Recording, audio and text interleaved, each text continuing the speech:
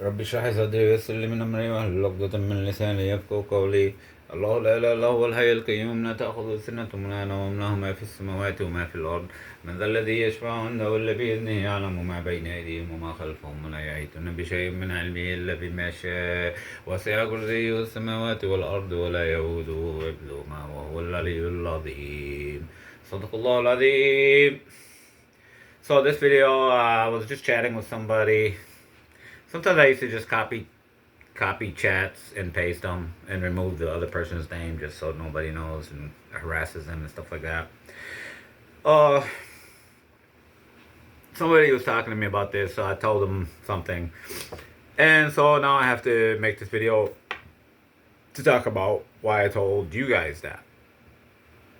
Because people are gonna wonder. Because I told everybody evidence around my life appears to be that I am Satoshi Nakamoto, the guy who invented Bitcoin, and they erased my brain. I say they erased my brain. In the past, I used to say I erased my brain, but part of me doubts that I would do that. Part of me doubts that I would agree to do that, but so it's very possible and most likely that somebody else erased my brain to try to end all cryptocurrency and to try to kill Bitcoin, to be honest. And that's why it took me so long. Like, well, how come Satoshi Nakamoto has never come out? How come nobody knows who he is? Somebody has to know who he is. Somebody should have said, "Oh, I know who he is. I know this guy. He's always working on this stuff. Always talking. He lives right next door to me. He's my neighbor. That's him right there." Why hasn't that happened? And the reason why it hasn't happened is because Satoshi Nakamoto got his brain erased, and it's me. And a lot of people wonder how is that possible. Well, I basic my bachelor's degree, and it's like PhD level now. Like I should get honorary PhDs. But my PhD degree, my bachelor's degree was applied mathematics, which we were told all the time by all our professors. Are you sure you want to get into this? Are you sure you want to do this stuff? Because the only job you're ever gonna get for this, the only jobs that there are for this are cryptography programming for computers. Like you're gonna do cryptography stuff. So that explains how it is I could have created Bitcoin, because Bitcoin is all cryptography. That's all it is. So that's all we studied, and I was really good at it.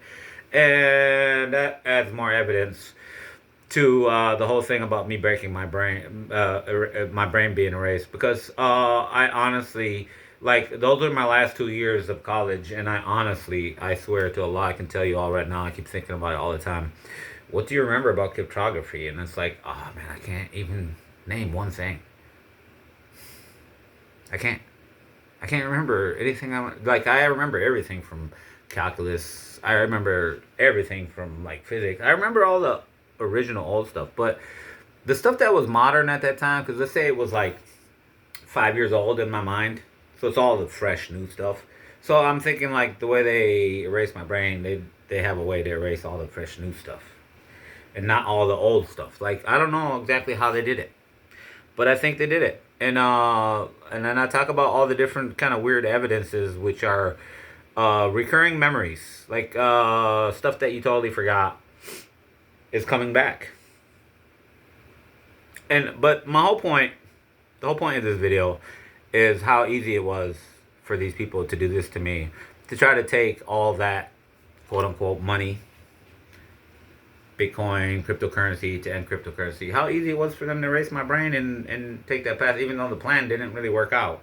Because other people, because let's say if I was Satoshi Nakamoto, I made all the source code open source, so that everybody could have it, so that even if they did do what they did to me, that it would still survive. Like my ultimate goal, again, just like with fractal gear theories, that it ultimately survives and benefits all people, and gets them to be able to not be controlled by 1% all the time.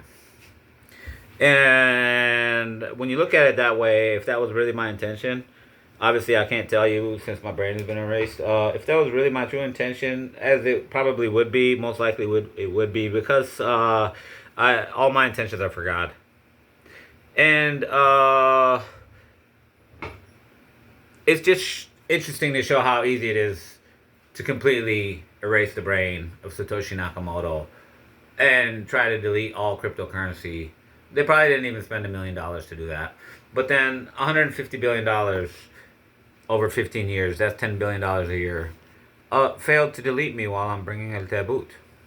Why didn't they erase my brain for that?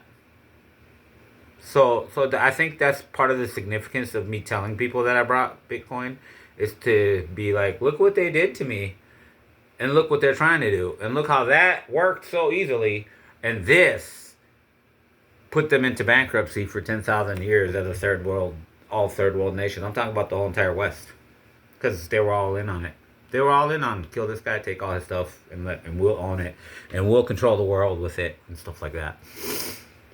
And one of the major things that happened end of 2023 is that Israel is trying to delete me at the same time they did the Gaza war thing. So they did the Gaza war thing, assuming that the Kala that my family's doing was going to succeed. So that's why I tell everybody that the angels revealed to me that my mom's daughter and her husband are in the hellfire with the Pharaoh. They did this, and they tried to sell the whole entire Middle East to Israel for $21 million. And the guy who was their boss, who was P. Diddy, he got paid $1 billion. And because I call on God all the time, I'm the one who put P. Diddy in jail, and I'm the one who brought Tupac Shakur back to life.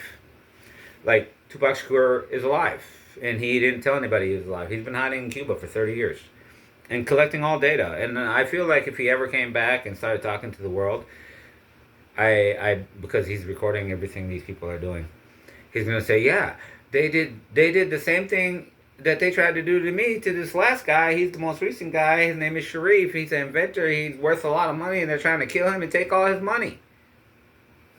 Like, somehow he knows my name. Because evidently, what's his name? Fidel Castro? The government of Cuba helped him get all these recordings, basically to try to prove that America is totally evil. Like, they worship the devil and they do evil stuff and they attack people. Like, so what is Israel trying to do? Why are they trying to do this to Gaza right now? Because I brought the anti-gravity cities, which is a fact. It's not conspiracy theory. This is a real thing. Because I came up with a way to prove it to people that it's real. How can I prove it? How can I prove it? How can I prove it without building it? Like, because to build it, I got to get people to work with me, and like I gotta have a government that actually wants to support me build stuff. But this government don't want that. This government actually wants to kill me and steal it and own it all themselves so they can rule the world with it. But anyway, why did Israel do the Gaza thing? And why are they starting to delete all the Middle Eastern people? Because in 6 months, the number of people that died in Gaza at the hands of Israel are more than all the white people in all of Europe that died in World War I and World War II combined. Just in one city. And right now, I was shocked to see this. I just saw a post that said 680,000 people have been killed. Almost 1 million people have been killed in Gaza. Random people. Like, and I think in that same article, it said more than half of them are women and kids. Little kids. So that's genocide. I'm sorry, anybody who wants to argue with that is a retard. Don't talk to me, you're too retarded. When you go to war with anybody, you only fight the soldiers. Soldiers fight soldiers. That's what a war is. A genocide is where you kill everybody in the city, which is what Israel did. And why did they do that? Because the anti-gravity cities. And the proof that that's real is to prove that I'm totally crazy and that's not really possible. They opened up ancient Egyptian texts. Because the thing that I came up with that is an easy way to prove that I'm telling the truth and it's real is ancient people had it. Where did they put it? Where did they bury it? Who had it last? The ancient Egyptians had it last. They got it from the lost city of Atlantis, who was their teachers, who built everything for them. So where did they put their last anti-gravity city? Because they had to be, like, because I know that they lost all the technology all in one day when Pharaoh killed all 15,000 magicians who went against Moses because they believed in the God of Moses in front of Pharaoh. He killed all the scientists, so all the science is gone. So what does that mean? The last anti-gravity city never got raised up because the people who know how to do it are dead. So I said, where is that last anti-gravity city? Where is it? Where is it? Where is it? Where is it? This is how I connect religious knowledge to, like, historical knowledge. Because religious knowledge is historical knowledge. If you believe it came from the prophets and from the angels and from God, it's 100% true. If the book is right, like the Quran has never been changed. But anyway,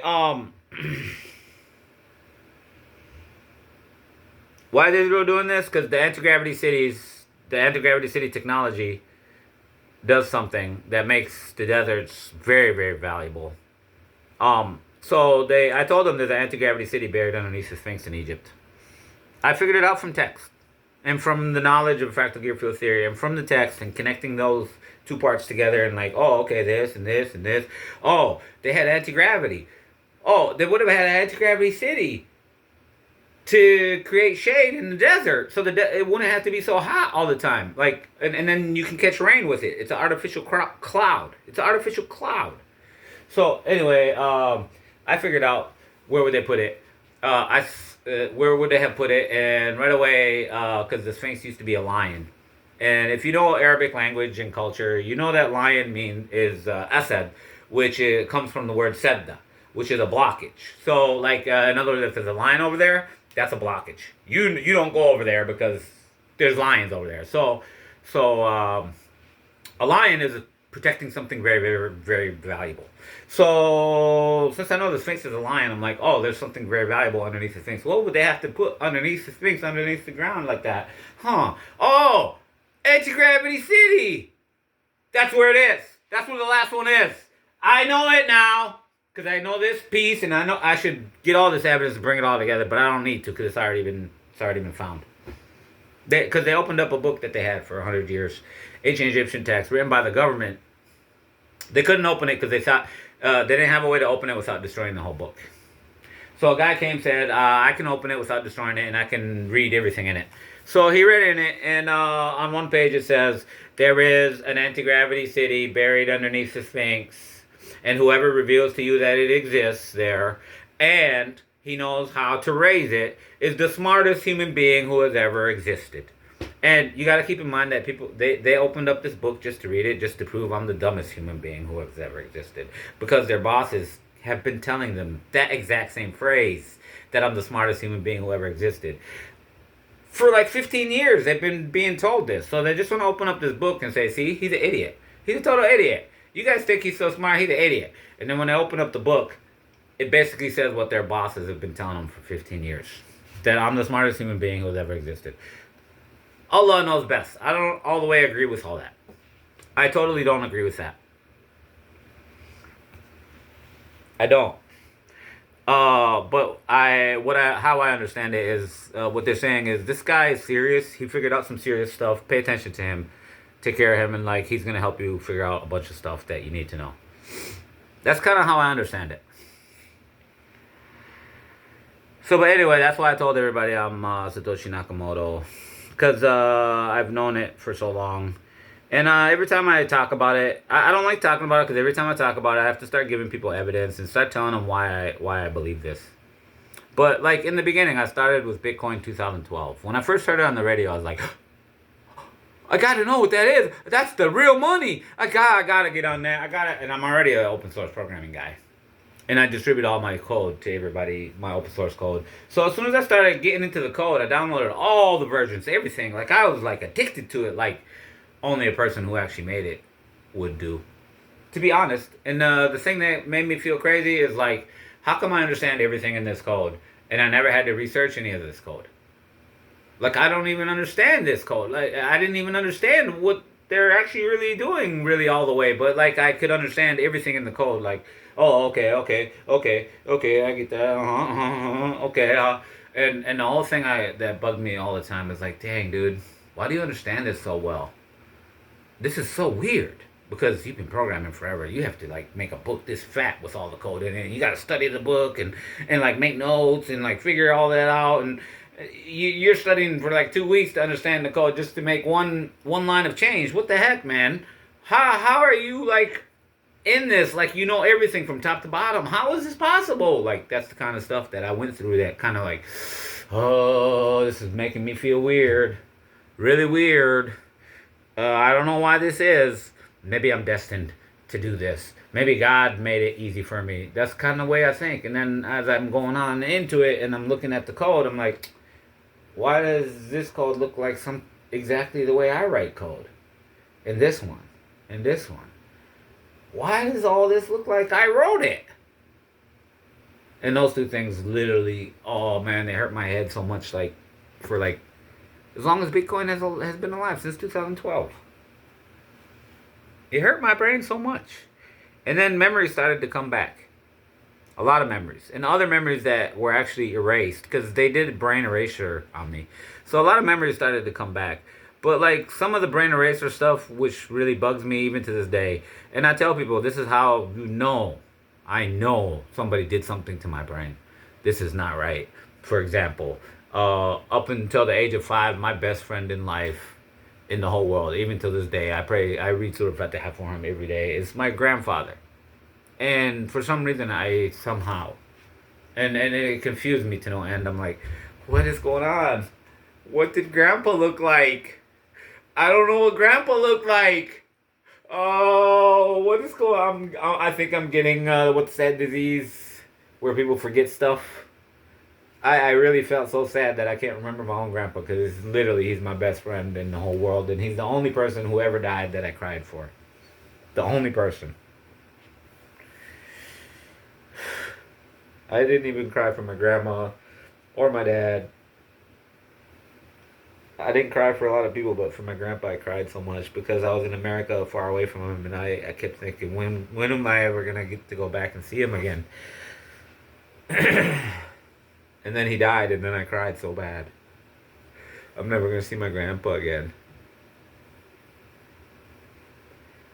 and that bugged me a lot. And I knew somebody did something to my brain when I one day I couldn't remember what my grandpa looked like.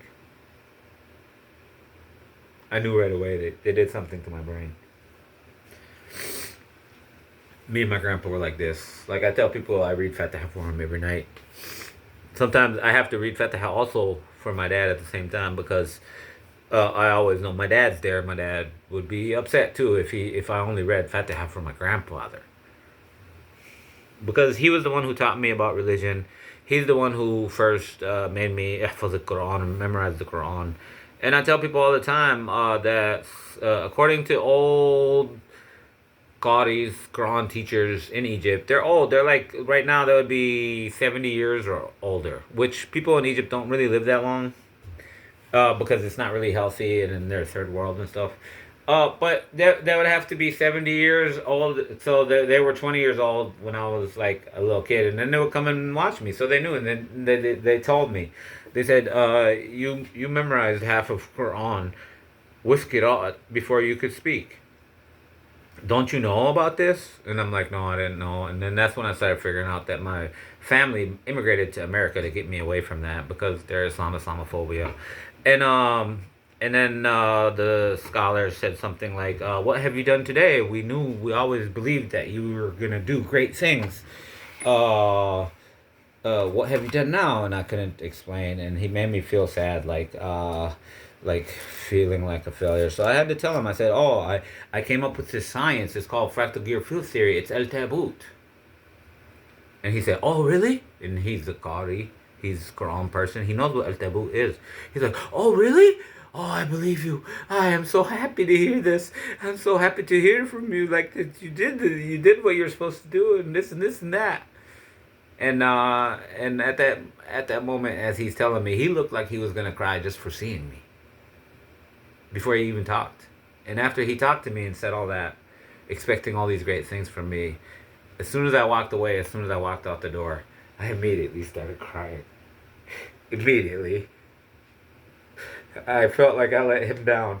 I let everybody down like this. Why did I do this? I'm supposed to be a great person, but I'm just wasting my life away. Because he told me nobody in the whole entire Middle East memorized that much Quran before they could talk. Like, so I memorized half of the Quran with Qira'at before I could talk. And the reason why that happened is because both of my grandpas were Quran teachers, and then they tried to teach me how to talk with Quran. And then I have an audiographic memory, so that anything I hear, I memorize it right away. That's why when I was 12 years old, I basically did a solo for the governor of Minnesota with my elementary school orchestra, and we were with